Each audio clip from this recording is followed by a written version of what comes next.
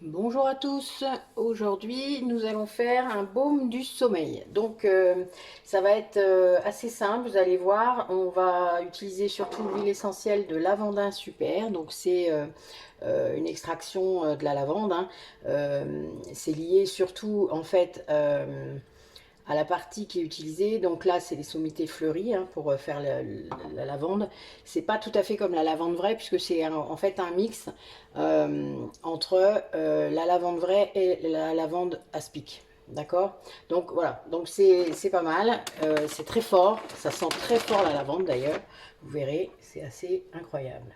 En tout cas, pour se détendre, pour tout ça, le lavandin super, c'est vraiment ça qu'il faut. Alors, donc on va en faire 50 millilitres dans un petit contenant comme ça. Et donc je vais mettre à peu près 6 grammes de cire.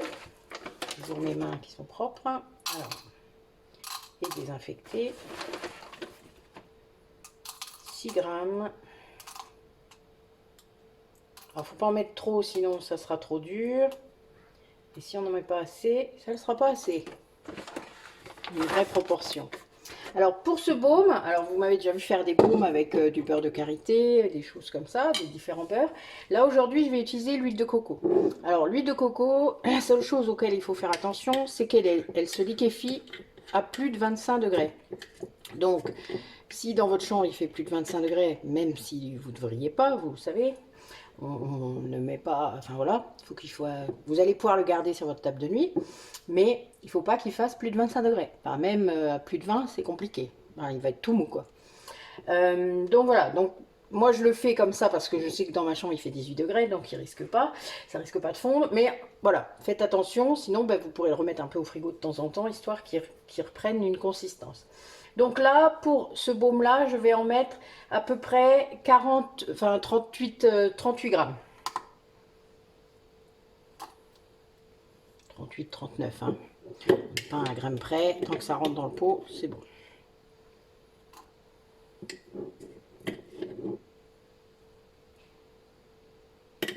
Alors la cire va permettre du coup hein, de consolider tout ça. Moi j'en mets un peu plus que dans la recette originelle parce que bon ben justement l'huile de coco n'est pas très...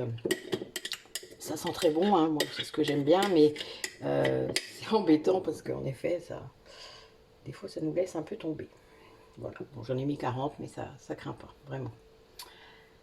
Ensuite nous allons faire fondre ces deux-là, hein, la cire et l'huile de coco. Et ensuite, on rajoutera l'huile essentielle. Je vous reprends après. Voilà, donc notre huile de coco est fondue avec notre cire. Hein. L'avantage, c'est que c'est très rapide. Moi, c'est ça que j'aime bien. Là, déjà, l'huile de coco fond très vite. Et la cire de soja, beaucoup plus vite que la cire d'abeille. Ça, il n'y a pas photo. Donc moi, je rajoute 1 millilitre avec une pipette de lavandin super. Ça suffit largement et vu que vous allez en mettre quand même sur des parties de votre visage comme la nuque, enfin, vous voyez des parties de votre corps qui sont quand même visibles, eh bien on va éviter de mettre plus de pourcentage. Mais ça doit rester puissant, donc voilà, il faut bien calculer. Ensuite, donc comme je fais d'habitude, donc là vous voyez c'est pas encore pris parce qu'en fait la cire de soja met du temps à prendre. C'est ça que j'apprécie, c'est que du coup ça nous laisse le temps de travailler parce que c'est pas toujours évident. Si vous faites ça avec une cire d'abeille, je dis pas, c'est déjà pris. Hein. Vous n'avez même pas le temps, enfin il faut le mettre en pot assez rapidement et c'est vrai que ça c'est un peu contrariant parfois. Alors, donc je remplis. Voilà, j'ai mes 50 millilitres, c'est pile poil. Alors avec un 50 millilitres, vous en avez pour 2-3 mois, hein, facile. Hein, même si vous en mettez tous les jours. Et vu que généralement au bout de quelques semaines, vous n'avez plus de problème de sommeil, ben, il vous servira encore longtemps. Puisqu'un baume, c'est bon 6 mois. Donc là, soit vous le mettez au frigo, soit vous le laissez prendre comme ça. Moi, ça sera mon cas. Mais voilà. Donc après, avec ce baume, vous allez pouvoir en mettre... Alors, vous allez en mettre au niveau de votre nuque. Donc vous tartinez bien, hein, vous prenez un petit bout. Alors vous allez voir, c'est une texture baume, hein, donc c'est tout doux, c'est voilà, c'est comme une crème mais qui tient. Et vous en mettrez à l'intérieur de vos poignets, hein, donc vous allez hop, hop, comme ça. Et puis sur le plexus solaire et sur la plante de vos pieds. Me demandez pas pourquoi, mais honnêtement, pour l'avoir fait pendant un long moment, il y a quelques années, c'est incroyable. Enfin voilà, c'est vraiment, c'est très relaxant. Je vous l'ai dit, le lavandin, hein, c'est très très fort. Mais ça va, vous allez partir au pays de Morphée très très vite. Alors, un truc qu'il faut jamais faire, par contre.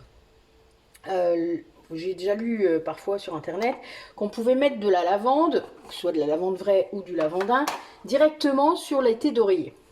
Alors ça, vous le faites pas, quoi. Même si la lavande vraie est moins dangereuse et il y a moins d'effets que le lavandin, qui est plus fort, vous risquez d'avoir des traces sur votre visage, et ceci si peu que vous soyez un peu enfin voilà, vous avez une peau très sensible ou n'importe quoi, que vous tombez sur un endroit où vous avez mis la lavande, ou même sur vos muqueuses, hein, n'oubliez pas, vous avez vos lèvres, vous avez vos yeux, enfin c'est même pas la peine, ne faites pas ça, surtout pas.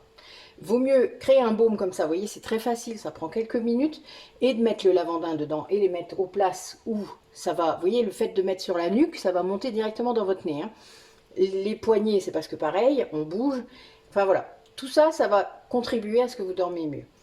L'avantage du lavandin, c'est que vous allez pouvoir le mettre aussi sur les jeunes enfants, pas trop jeunes, c'est pas de la lavande vraie. Si vous voulez faire un baume pour les tout jeunes enfants à partir de 3 mois, vous mettez de la lavande vraie à la place, d'accord? Si par contre, vos enfants, ils ont, allez, on va dire, plus de 3 ans, pour être sûr, mais on pourrait même dire plus d'1 an en fait. Mais voilà, plus de 3 ans pour être certain, et enfin voilà, il n'y a vraiment aucun problème. C'est quand même la lavande, hein. La lavande, c'est l'une de celles que vous pouvez utiliser avec tout le monde. C'est ça qui est bien. Donc, mais ça sera un baume pour toute la famille s'il y a besoin comme ça. Voilà, bah écoutez, je vous reprends quand c'est pris comme ça, je vous montre un peu la texture. Voilà, donc notre baume sommeil a pris. Donc je l'ai mis un peu au congèle, hein, parce qu'avec la cire de soja, je vous disais que ça mettait du temps à prendre, mais c'est clair. Donc bah, c'est pas très grave, hein, vous savez, vous le laissez prendre tranquillement. Donc vous voyez, il est tout blanc, puisque l'huile de coco c'est blanc, donc on n'a rien à rajouter de spécial. La cire étant blanche aussi, voilà. Si vous le faites avec comment, une cire d'abeille, évidemment, ça va pas être tout à fait pareil, hein. Donc voilà, il n'y a plus qu'à. Donc je vous le rappelle, la nuque, l'intérieur des poignets, le plexus solaire et la plante des pieds. Voilà. Bah, écoutez, bonne fin de journée, merci d'avoir regardé la vidéo et à bientôt.